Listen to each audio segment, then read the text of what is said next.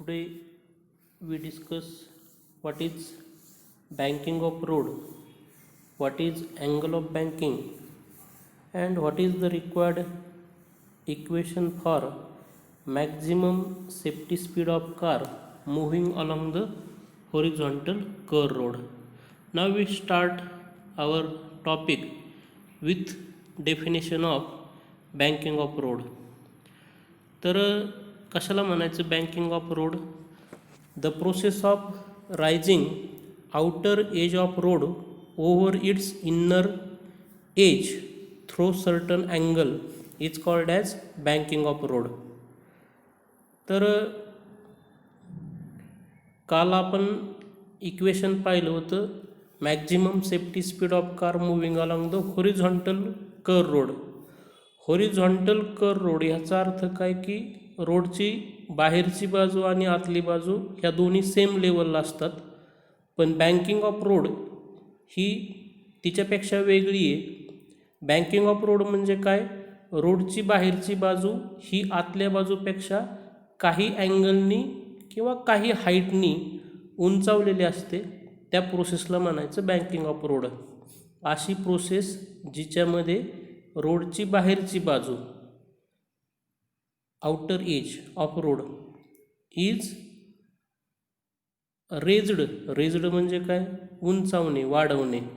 तर रोडची बाहेरची बाजू ही आतल्या बाजूपेक्षा काही अँगलनी उंचावलेली असते.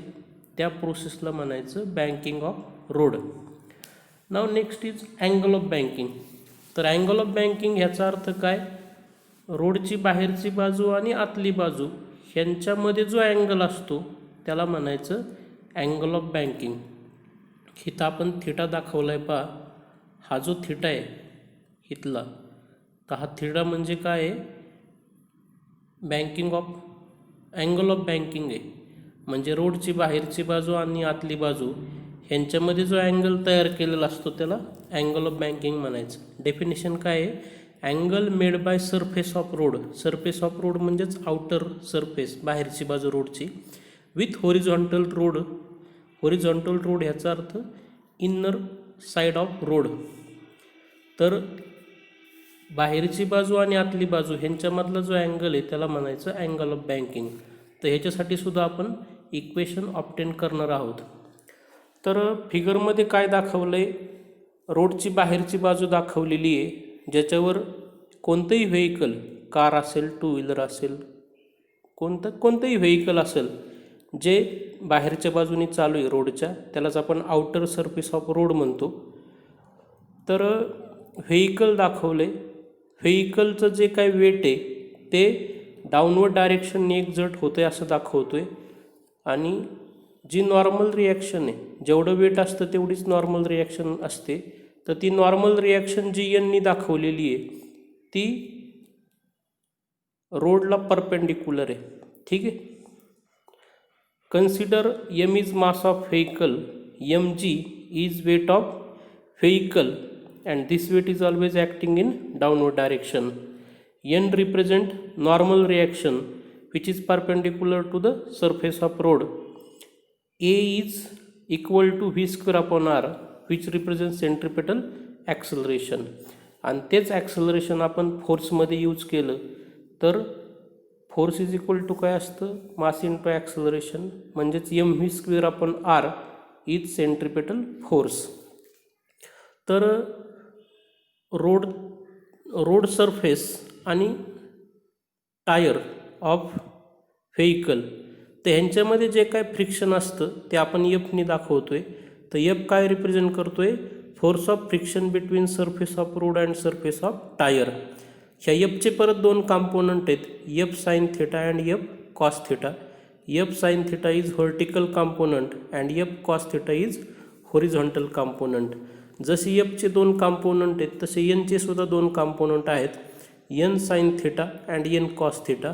N cos theta is vertical component and N sine theta is horizontal component. Vertical याचा अर्थ उभा आणि होरिझॉन्टल याचा अर्थ आडवा. ठीक आहे. आणि थिटा म्हणजे काय? अँगल ऑफ बँकिंग आहे. नेक्स्ट पेज पाहूया. आता इथं फिगर जी दाखवलेली ही कशासाठी दाखवली आहे? जर व्हेकल आउटर सरफेसनी जात असेल, रोडच्या बाहेरच्या बाजूने जात असेल, तर त्याला मॅक्झिमम किती स्पीडनी ते सेफली जाऊ शकतं. ठीक आहे. तर जे व्हेकल दाखवले त्याचं वेट डाऊनवर्ड डायरेक्शनने आहे. Normal reaction perpendicular to the road. एनचे दोन component N sine theta N cos theta.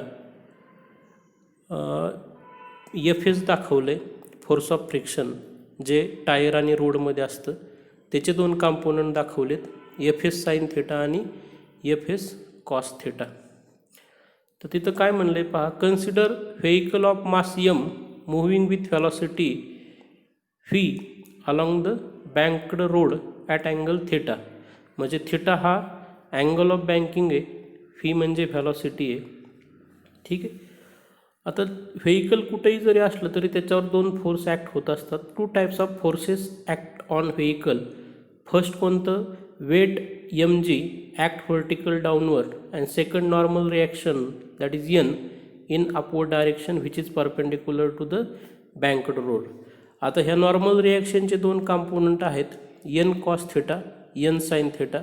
N cos theta is vertical component and N sine theta is horizontal component. त्याचप्रमाणे फोर्स ऑफ फ्रिक्शनचे सुद्धा दोन कॉम्पोनंट आहेत, F S sine theta F S cos theta. F S sine theta is vertical and F S cos theta is horizontal component. डायग्रॅममध्ये आपण represent केलेलं आहे.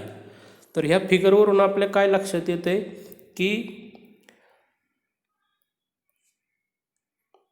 हा एन कॉस थिटा जो वरती दाखवला आहे आपण, एन कॉस थिटा आणि एफ एसचा खाली दाखवलेला एम जीच्या शेजारचा जो ॲरो आहे तो एफ एस साइन थिटा. तर हे दोघं मिळून काय करतायत, एम जीला बॅलन्स करतायत, म्हणजे weight of vehicle. Direction N cos थिटाची आणि एफ साइन थिटाची डायरेक्शन एकमेकाच्या अपोजिट आहे म्हणून मायनस साईन घेतलं आहे. तर हे दोघं मिळून काय रिप्रेझेंट करतायत, weight of vehicle. Therefore we can write N cos theta minus F S sine theta is equal to M G. त्याला आपण इक्वेशन 1 म्हणलं आहे. आता सेकंड, एनचा जो कॉम्पोनंट आहे हॉरिझॉन्टल तो आहे एन साइन थिटा आणि एफ एसचा हॉरिझॉन्टल कॉम्पोनंट आहे एफ एस कॉस थिटा. या दोघांची डायरेक्शन सेम आहे आणि हे दोघं मिळून काय प्रोव्हाइड करतात, सेंट्रिपेटल फोर्स. म्हणून आपण काय म्हणलं आहे, N sine theta and F S cos theta provide centripetal force to maintain the circular motion. आता गाडी गोल गोल फिरते अशातला भाग नाही, पण जो कर्व आहे, गाडी कुठं चालू आहे, कर्वनी चालू आहे, घाटात चालू आहे, तर तो कर्वचा जो पार्ट आहे तो सर्कलचा पार्ट आहे. म्हणून आपण असं म्हणतो की व्हेकल परफॉर्म सर्क्युलर मोशन. तर सर्क्युलर मोशन परफॉर्म करण्यासाठी centripetal force is necessary which is provided by N sine theta and F S cos theta. Therefore we can write N sine theta plus F S cos theta is equal to M V square upon R. आता equation 2ला equation 1ने divide केलं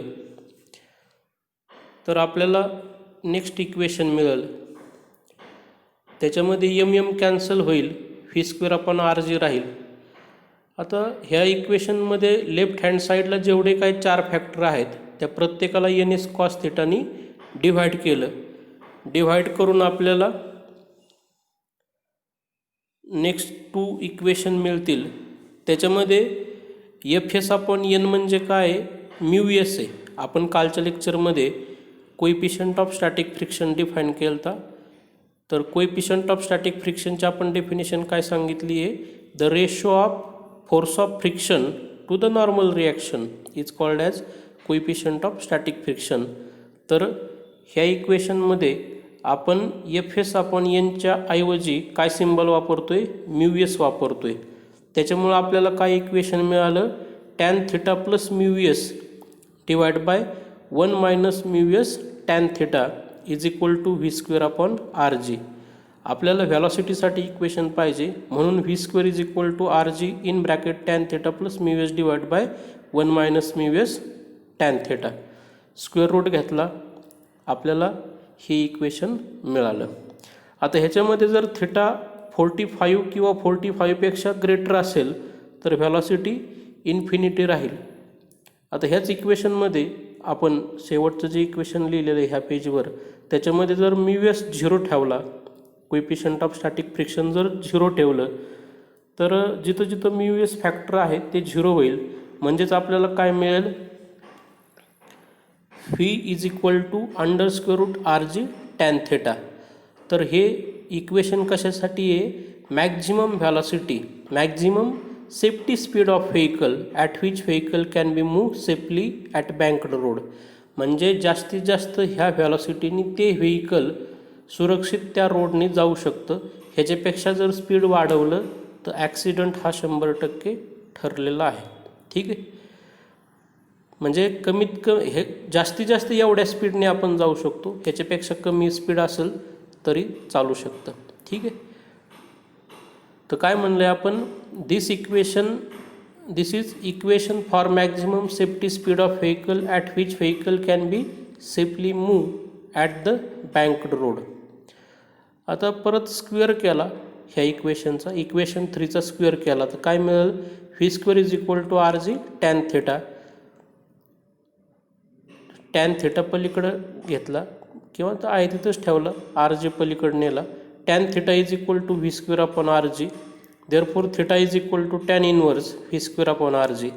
तर हे equation कशासाठी झालं, angle of बँकिंगसाठी.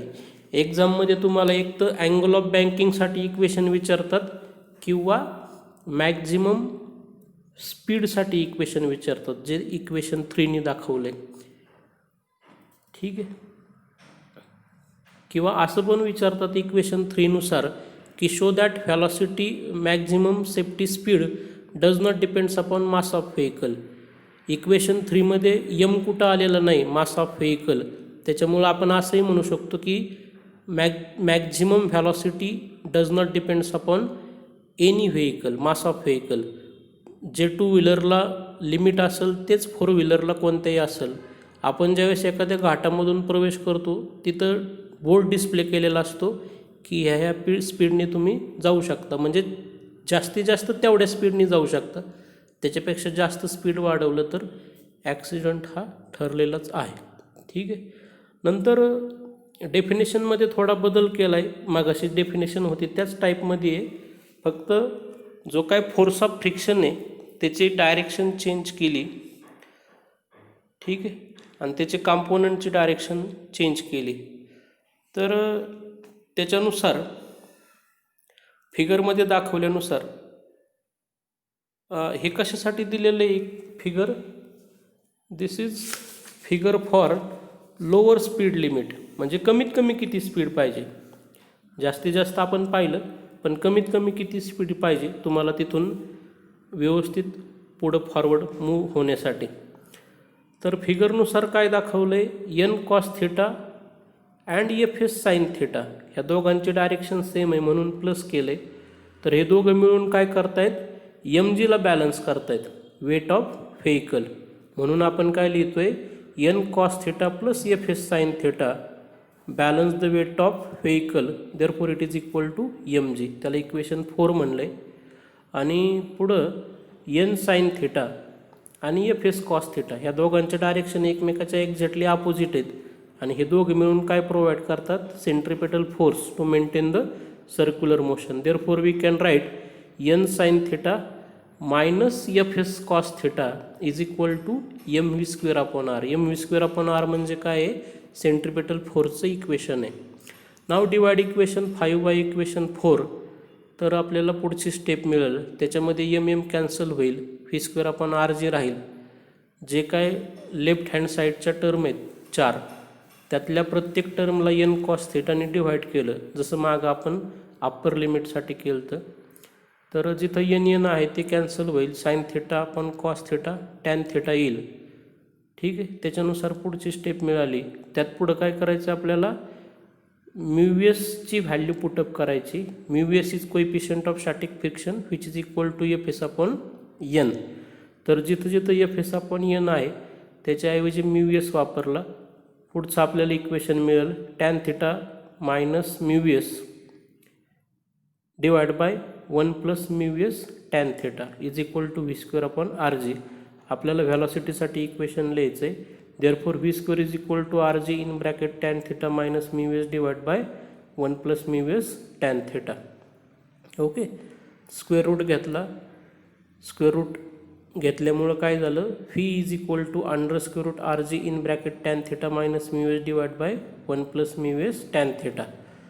तर this is equation for minimum velocity. तुम्हाला त्या घाटामधून कर्वमधून बँकड रोडमधून सुरक्षित पुढं जायचं असेल विदाऊट ॲक्सिडेंट होता तरीसुद्धा तुम्हाला कमीत कमी एवढं स्पीड तुमच्या गाडीचं पाहिजे. म्हणजे आपण मागं जे इक्वेशन पाहिलं ते मॅक्झिमम सेफ्टी स्पीडसाठी पाहिलं आणि हे मिनिमम स्पीड पाहतोय. ठीक आहे, these are two equation for minimum velocity and this one equation 3 represent equation for maximum safety speed. Equation 3 represent maximum safety speed at banked curve and this last equation represent minimum speed for banked road. ठीक आहे, thank you very much.